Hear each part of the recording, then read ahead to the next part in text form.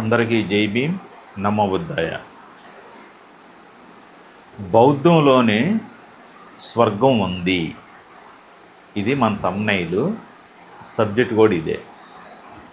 అసలు బౌద్ధంలో ఈ స్వర్గం అనేది ఎక్కడుంది? యాక్చువల్గా బౌద్ధం స్వర్గాల్ని, నరకాల్ని, అదేవిధంగా పునర్జన్మల్ని, ఆత్మల్ని వీటన్నిటినీ వ్యతిరేకిస్తుంది కదా. బౌద్ధంలో స్వర్గం అనేది ఎక్కడ ఉంది అన్నటువంటిదే ప్రశ్న. ఈ ప్రశ్నకి సమాధానం చాలా ఈజీ. ఎందుకంటే గౌతమ బుద్ధుడు ఏం చెప్పాడు? స్వర్గ నరకాల గురించి చెప్పలేదు, ఆత్మల గురించి చెప్పలేదు, పునర్జన్మ గురించి కూడా చెప్పాల. పునర్భవం అన్నారు వాళ్ళు. సో ఇక్కడ పునర్జన్మ అనేది లేదు, ఆత్మలు లేవు. అదేవిధంగా ఈ క్రతువులు కానివ్వండి, ఇవన్నీ బౌద్ధంలో ఉండవు, తర్వాత వచ్చాయి. ఎలా వచ్చాయి ఏంటన్నది అంతా ఒక హిస్టరీ. ఇప్పుడు బౌద్ధంలో స్వర్గం ఉంది అన్నటువంటిదే కాన్సెప్ట్. నిజం, బౌద్ధంలో స్వర్గం ఉంది. నేను ఎవరైతే ఈ అంబేద్కరిస్టులు ఉన్నారో, అదేవిధంగా మిగతా వాళ్ళు ఏవైతే మతాల్లో ఉండారో మీ అందరినీ బౌద్ధంలోకి ఆహ్వానిస్తున్నాను. ఎందుకంటే మీకు మిగతా మతాలు చూడండి, హిందూ మతంలో స్వర్గ నరకాలు ఉంటాయి, అదేవిధంగా ముస్లిమ్స్లో కూడా ఉంటాయి, అలాగే స్వర్గాల నరకాలు ఉంటాయి, క్రిస్టియానిటీలో కూడా ఉంటాయి. ఇక్కడ ఎక్కువగా అంబేద్కరిస్టులు అనే వాళ్ళందరూ క్రిస్టియానిటీలో ఉన్నారు. వీళ్ళకి అంబేద్కర్ కావాలి, కానీ ఆయన యొక్క మార్గాన్ని వీళ్ళు తీసుకోరు. అంబేద్కర్ గారి మార్గం ఏంటి? ఆయన చివరిలో చూపించిన మార్గం ఏంటి? ఈ ఎస్సీ, ఎస్టీ, బీసీ మైనారిటీలకి ఆయన ఇచ్చినటువంటి ఒక మంచి మార్గం ఏంటి అంటే అది బౌద్ధం. బౌద్ధ మార్గాన్ని ఆయన ఇచ్చాడు. బౌద్ధం అనేది మతం కాదు, ధర్మం అంటారు. ధర్మానికి మతానికి చాలా తేడా ఉంది, డిఫరెన్స్ చాలా ఉంది. మిగతావన్నీ మతాలు, హిందూ మతం, క్రిస్టియానిటీ మతం, ముస్లిం మతం, అదేవిధంగా ఇంకా జైను చాలా ఉన్నాయి. ఇలాగా జైనం కూడా మతం కాదు, అది ధర్మం. అది కానీ జైన మతం అంటారు. జైనంలో కూడా మీకు ఎక్కడ కూడా ఈ ఆత్మల గురించి కానీ, అదేవిధంగా పునర్జన్మల గురించి కానీ వీటన్నిటి మీద వాళ్ళు వ్యతిరేకిస్తారు. వాళ్ళు నాస్తికులే. ఇక్కడ మెయిన్ మతాలన్నీ స్వర్గ నరకాల గురించి, మనిషి చనిపోయిన తర్వాత అతను పొందే సుఖాల గురించి మాట్లాడతాయి. కానీ బౌద్ధం అది మాట్లాడదు.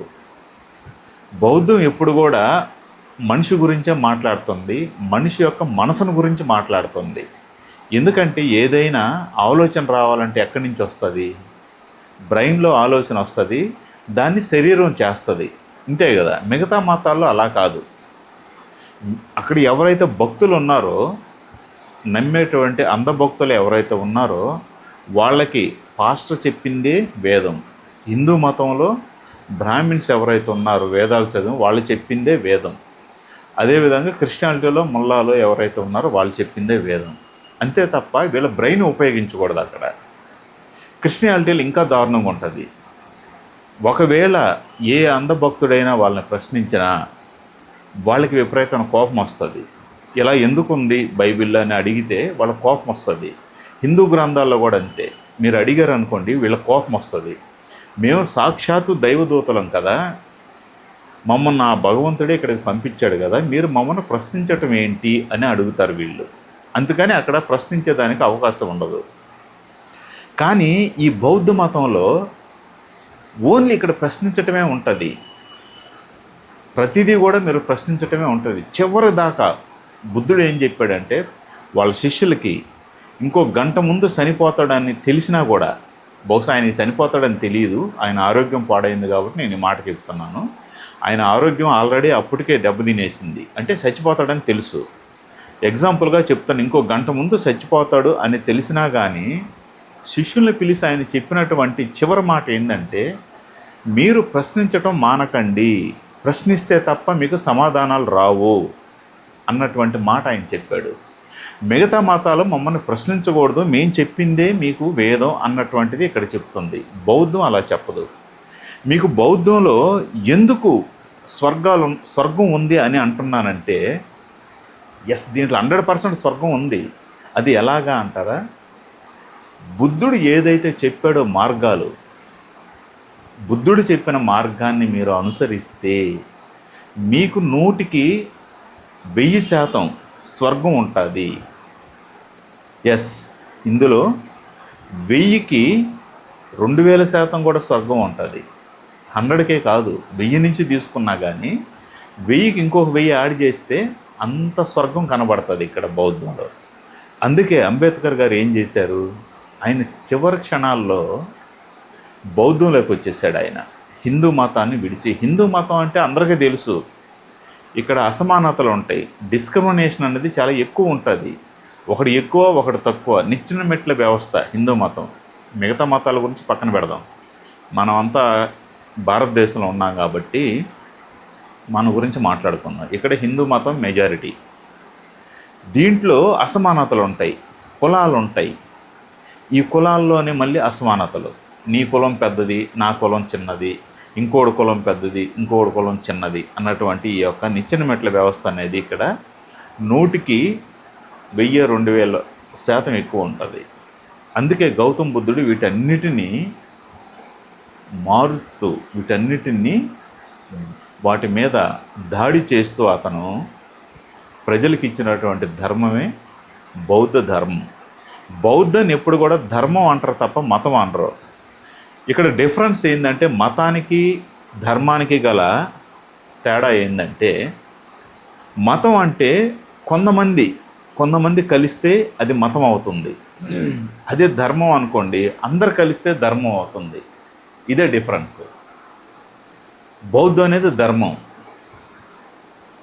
మిగతా అన్ని మతాలు. ఇది నేను చెప్పింది కాదు, చాలా ఇంటలెక్చువల్స్ చెప్పినటువంటి మాటే. బౌద్ధానికి మిగతా మతాలకు ఉన్నటువంటి డిఫరెన్స్ ఇది. మతం ఎప్పుడు కూడా కొంతమందే ఉంటారు మతంలో, ధర్మం అయితే అందరం. ఇప్పుడు మనకున్న ధర్మం ఏంటి, ఈ భారతదేశానికి ఉన్నటువంటి ధర్మం ఏంటంటే భారత రాజ్యాంగం. ఇది ధర్మం. ఇది మిగతావన్నీ మతాలు. చూడండి, ధర్మంలో శిక్షలు కానివ్వండి, మిగతా ఏవైనా అందరికీ ఒకలాగే ఉంటాయి. మనం రాసుకున్నటువంటి ధర్మంలో అన్నీ ఒకలాగే ఉంటాయి. సేమ్ బౌద్ధంలో కూడా అంతే, ధర్మాలన్నీ ఒకలాగే ఉంటాయి. అక్కడ కులం అనేది ఉండదు, మతం అనేది ఉండదు, ప్రాంతం అనేది ఉండదు. అక్కడ ఉన్నదంతా ఏంటంటే ఒకటే ధర్మం, దీన్ని మీరు అందరూ పాటించాలి అంతే, ఇంక వేరేది లేదు. ఇంకా మీకేమన్నా ప్రాబ్లం ఉందా అడగండి, దాన్ని మార్చుకుందాం. ఇదే చెప్పాడు బుద్ధుడు కూడా. బుద్ధుడు చెప్పింది ఏంటంటే, ఆయన ఎవరో మహానుభావులు చెప్పారనో, లేకపోతే పీఠాధిపతులు చెప్పారనో, పెద్ద పెద్ద గ్రంథాల్లో రాసిందనో, చివరికి నేను చెప్పినాను కూడా నమ్మొద్దన్నాడు ఆయన. ఇదే సైంటిఫిక్ టెంపర్ అంటే. ఎప్పుడైతే మీరు ఎవరో చెప్పిన దానికి బానిసయ్యి అది నమ్మి మీరు బానిసలు అవుతారో, మీరు ఆటోమేటిక్గా బానిసత్వం కిందకి వెళ్ళిపోతారు. అదే ప్రశ్నించారనుకోండి, మీకు సమాధానం వస్తుంది, లేకపోతే కాముకుంటారు నోరు మూసుకొని. మీరు క్రిస్టియానిటీలో చూడండి, ప్రశ్నించే తత్వం ఉండదు. అక్కడ హిందూ మతంలో ప్రశ్నించే తత్వం ఉండదు, ముస్లిమ్స్లో వేరే మతాల్లో ప్రశ్నించే తత్వం ఉండదు. ఎవరో కొంతమంది ఉంటారు, వాళ్ళు చెప్తారు, వీళ్ళు పాటించాలి అంతే. కానీ బౌద్ధం అలా చెప్పదు, ప్రతి దాన్ని ప్రశ్నించమంటుంది, క్వశ్చన్ చేయమంటుంది. నువ్వు క్వశ్చన్ చేస్తేనే కదా నీకు ఆన్సర్ వస్తుంది. నువ్వు స్కూల్కి వెళ్తావు, కాలేజీకి వెళ్తావు, టీచర్ చెప్పింది అట్ట వినేసి నువ్వు రావు కదా. నువ్వు దాన్ని చదివిన తర్వాత నీకు కొన్ని సందేహాలు ఉంటాయి. ఆ సందేహాలను ప్రశ్నిస్తారు, టీచర్ని అడుగుతావు. అప్పుడు టీచర్ ఏమంటారు, ప్రొఫెసర్ కానీ టీచర్ కానీ ఎవరైనా కానీ మీరు తిరిగి ప్రశ్నించినప్పుడు వాళ్ళు ఏమంటారు, గురుస్థానంలో ఉండేవాళ్ళు దానికి సమాధానం ఇస్తారు. లేకుండా ఏంట్రా నువ్వు నన్ను ప్రశ్నించేది, నేను గురువుని, నేను టీచర్ని, నేను ప్రొఫెసర్ని, నన్నే ప్రశ్నిస్తావా అంటే సమాధానం ఎక్కడి నుంచి వస్తుంది? ఇది ఒకటి ఆలోచించాలి. ఏది నిజం అన్నది కూడా ప్రజలు ఆలోచించాలి. ముఖ్యంగా నేను ఈ వీడియోలో నేను చెప్పొచ్చేది ఏంటంటే, బౌద్ధంలో మాత్రమే స్వర్గం ఉంది. ఇక్కడ నరకం అనే అలాంటి కాన్సెప్ట్ లేదు. ఫస్ట్ ఆఫ్ ఆల్ నరకం అనేటువంటి ఒక ఏరియా లేదు ఇక్కడ. ఓన్లీ స్వర్గం అనేటువంటి ఒక ప్రదేశం మాత్రమే ఉంది. అది ఎలాంటి స్వర్గం అంటే బుద్ధుడు ఏదైతే చెప్పాడో కొన్ని మార్గాలు చెప్పాడు. అష్టాంగ మార్గం అని, పంచశీల అని, దశపారమితులని, ఇలాంటి కొన్ని ఉన్నాయి. ఇవి మీరు ఎప్పుడైతే ఫాలో అవుతారో ఆయన చెప్పిన విధానాన్ని, ఆయన యొక్క వేలో మీరు ఎప్పుడైతే వెళ్తారో మీకు ఆటోమేటిక్గా స్వర్గం వస్తుంది. అందరు చనిపోయిన తర్వాత స్వర్గానికి వెళ్తారు అని అంటుంటారు హిందూ మతంలో. లేదంటే పాపాలు చేస్తే నరకానికి పోతారు అంటారు. నరకం ఏంటి, స్వర్గం ఏంటి? ఎవరన్నా కిందకు వచ్చి చెప్పారా మేము స్వర్గానికి వెళ్ళాము నరకానికి వెళ్ళామని? లేదు. కానీ బౌద్ధంలో ఉంటుంది అది. బౌద్ధంలో స్వర్గం అనేది మీరు బ్రతుకుండగానే చూస్తారు. ఇదే స్వర్గం ఎలా ఉంటుంది అన్నది మీకు, మీరు ఆరామానికి వెళ్తే అక్కడ భిక్షువులు ఉంటారు, వాళ్ళు చెప్తారు. బౌద్ధం మీద చాలా బుక్స్ ఉన్నాయి, అది చదివినా మీకు స్వర్గం అనేది ఆటోమేటిక్గా మీకు ఆ యొక్క ఫలాన్ని మీరు అనుభవిస్తారు. స్వర్గం అనేటువంటి ఫలాన్ని మీరు అనుభవిస్తారు బౌద్ధంలోకి మీరు ఎంటర్ అయిన తర్వాత. నేను అంబేద్కరిస్టులందరికీ పిలుపునిస్తున్నాను, రండి బౌద్ధంలోకి. యాక్చువల్గా బౌద్ధం ప్రమోట్ చేసుకోదు, మా దగ్గరకు రండి, మా దగ్గరకు వస్తే మీకు ఇలా ఉంటుంది, మీరు చనిపోయిన తర్వాత అది అవుతారు, ఇది అవుతారు, ఇంకొకటి అవుతారు అని బౌద్ధం ఎప్పుడు చెప్పదు. నేను కూడా బౌద్ధంలోకి రమ్మని నేను చెప్పట్లేదు. ఒకసారి బౌద్ధం గురించి ఆలోచించండి. స్వర్గం కావాలి అనుకున్న వాళ్ళు మాత్రం ఆలోచించండి. మిగతా మతాల్లో రెండు ఉన్నాయి, అటు స్వర్గం ఉంది, నరకం ఉంది. కానీ నేను మిగతా మతాలను చిన్నగా చూడట్లేదు. బౌద్ధం ఎప్పుడు కూడా అందరిని సమానంగా చూస్తుంది, ఎవరిని కించపరిచేలా చేయదు. నేను కూడా ఎవరిని కించపరచట్లేదు. మన ధర్మం బౌద్ధం, మిగతా అన్నీ బయట నుంచి వచ్చినటువంటి మతాలు, ఇంక్లూడింగ్ ఏదైతే వైదిక మతం ఏదైతే ఉందో ఇప్పుడు హిందూ మతం అంటారు, ఇది మనకు సంబంధం లేనటువంటిది. ఇది భారతదేశంలో పుట్టింది కాదు. మన భారతదేశంలో పుట్టినటువంటి ఒకే ఒక ధర్మం బౌద్ధ ధర్మం, జైనం.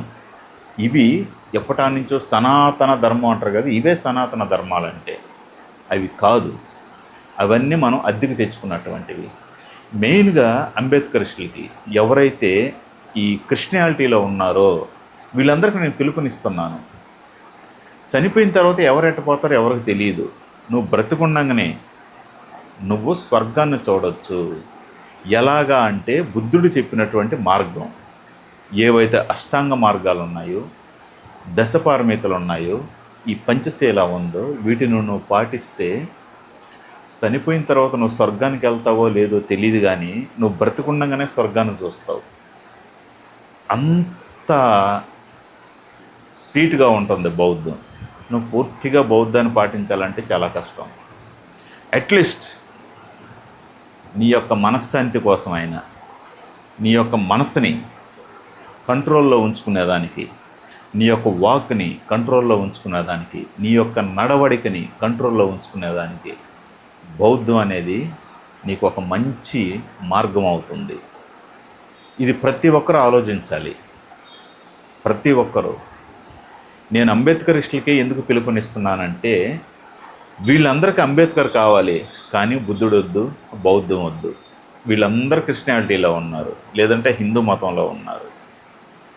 మెయిన్ అంబేద్కరిస్టులు అని చెప్పుకునే వాళ్ళందరూ కమాన్ రండి, బౌద్ధంలోకి రండి, బౌద్ధాన్ని నిలబెడదాం, స్వర్గాన్ని చూద్దాం.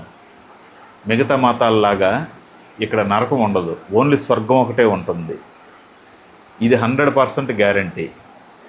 మిగతా మతాలు స్వర్గ నరకాలు అంటాయి, చనిపోయిన తర్వాత ఏమవ్వాలా అనే గురించి ఆలోచిస్తాయి. ఇక్కడ నువ్వు బ్రతికుండగానే ఏమవ్వాలనే ఆలోచిస్తుంది బౌద్ధం. ఒకసారి ప్రజలందరూ ఆలోచించండి, ఏది నిజం? బౌద్ధంలో నిజంగానే స్వర్గం ఉందా అన్నది ఆలోచించండి. చనిపోయిన తర్వాత ఎట్ట వెళ్ళిపోతారో ఎవరికి తెలియదు. చూసిన వాళ్ళు ఎవరు లేరు, చూసి వచ్చి చెప్పిన వాళ్ళు లేరు, చనిపోయిన వాళ్ళు వచ్చి చెప్పిన వాళ్ళు లేరు. మేము నరకానికి వెళ్ళాము, స్వర్గానికి వెళ్ళామని. ఇదంతా ట్రాష్. స్వర్గం నరకం అనేది ట్రాష్. ఇక్కడ ఎలాంటి స్వర్గాలు నరకాలు అనేవి లేవు, ఎలాంటి లోకాలు లేవు. ఉన్నది ఇదొక్కటే, ఇదే జన్మ. ఇంకా మనిషి అనేవాడు భూమి మీదకి తిరిగి ఇదే రూపంతో రాడు. ఏ ఒక్క రూపంతో కూడా మనిషి అనేవాడు రాడు. ఇదే ఫస్ట్ అండ్ లాస్ట్. ఏది నిజం అన్నది ప్రజలు కూడా ఆలోచించాలి. ఆలోచించి మీ యొక్క ధర్మాన్ని మీరు నిర్ణయించుకొని ఒక మంచి మార్గాన, బుద్ధుడు వేసినటువంటి ఒక మంచి మార్గంలోకి మీరందరూ వస్తారని నేను మనస వాచ కర్మణ కోరుకుంటున్నాను. ముఖ్యంగా అంబేద్కరిస్టులు 100% క్రిస్టియానిటీలో ఉన్నారు. పేరుకి అంబేద్కర్ గారిని వాడుకుంటారు తప్ప అంబేద్కర్ వేసినటువంటి బౌద్ధ మార్గాన్ని వీళ్ళు అనుసరించలేరు కూడా. ఎందుకంటే వీళ్ళకి ఇష్టం ఉండదు. అంబేద్కర్ని వాడుకుంటారు తప్ప ఆయన చూపించిన మార్గాన్ని మాత్రం వీళ్ళు నడవరు, దాన్ని ఇంప్లిమెంట్ చెయ్యరు. ఆయన చెప్పింది బౌద్ధం. అందరు ఎస్సీ, ఎస్టీ, బీసీ మైనారిటీలు, అదేవిధంగా అందరూ శూద్రులు అనబడేటటువంటి అందరికీ పిలుపునిస్తున్నాం. ఒకసారి బౌద్ధం గురించి ఆలోచించండి, చదవండి. బౌద్ధం మీద చాలా గ్రంథాలు తెలుగులో ఉన్నాయి, చదవండి. చదివితే మీకు ఏంటన్నది తెలుస్తుంది. స్వర్గం ఎక్కడున్నది అన్నటువంటి పూర్తిగా మీకు అర్థమవుతుంది. ఏది స్వర్గం, ఏది నరకం అన్నటువంటిది. మతం అనేది స్వర్గమా, నరకమా? ధర్మం అనేది మతమా, లేకపోతే స్వర్గమా, నరకమా? ధర్మానికి మతానికి ఉన్న డిఫరెన్స్ కూడా చెప్పాను. ప్రతి ఒక్కరు ఆలోచించండి. ఏది నిజం అనేది ఆలోచించి మీరు త్వరితగతిన నిర్ణయాలు తీసుకోండి. ఆలోచించి నిర్ణయం తీసుకోండి. బ్లైండ్గా నిర్ణయాలు తీసుకోకండి. ప్రతి దాన్ని ప్రశ్నించండి. ప్రశ్నిస్తే పోయేది ఏమి లేదు, వచ్చేది సమాధానం తప్ప, లేదంటే కాముకుంటారు తప్ప, ఇంతకుమించి ఏం ఉండదు. ప్రశ్నిస్తారని, అదేవిధంగా ఏది నిజం అన్నది తెలుసుకుంటారని నేను కోరుకుంటున్నాను.